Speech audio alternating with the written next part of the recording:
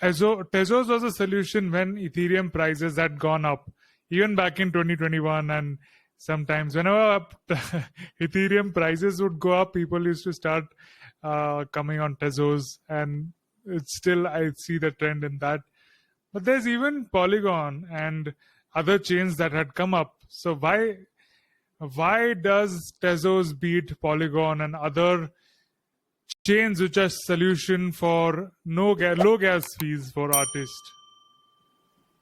Because the artists were already there. So I suppose when you already you already minted your art on the marketplace, it's complicated to start with another crypto on another blockchain and another marketplace, because you need to adapt, and it's complicated. There are some artists who do that, who have NFTs in all blockchains, but yeah, it's most of them.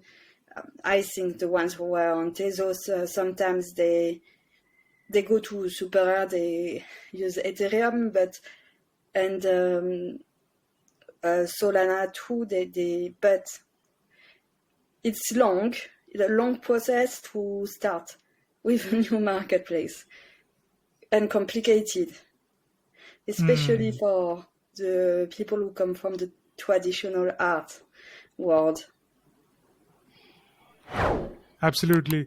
I remember days of early 2021 where there are a lot of artists, especially from Latin America, who were there on Hiketnank and Indonesia and other parts of the world, who were already there on Tezos before. I mean, Tezos was the first place they had onboarded to for NFTs. So I clearly remember that. And always since then, Tezos and Object and other platforms on Tezos have been about community, about being there, being fearless about what you want to mint. Any kind of artworks you can mint and keep. Anything experimental you can do without being afraid of things. What do you think about that? Yes, well, there were the low gas fees, which allow you to mint and to burn easily without having to worry about the fees. There is also the fact that the art is very diverse and the community is very open. So you have a lot within the big Tezos community. You have a lot also of small communities per art style. So if you are doing AI art and you want to do photography or the opposite, you can talk with the other people from the community and mint easily. Post on Twitter some work in progress or some experimentations to ask for advice. And the thing is, on Tezos, the artists help each other a lot.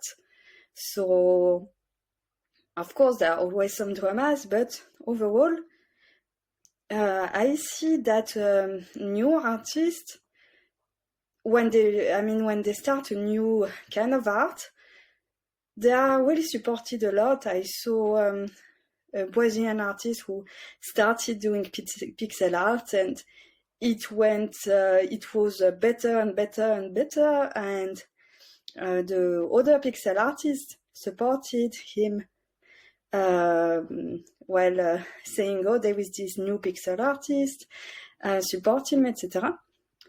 And I think that's what's great on Tezos. Absolutely.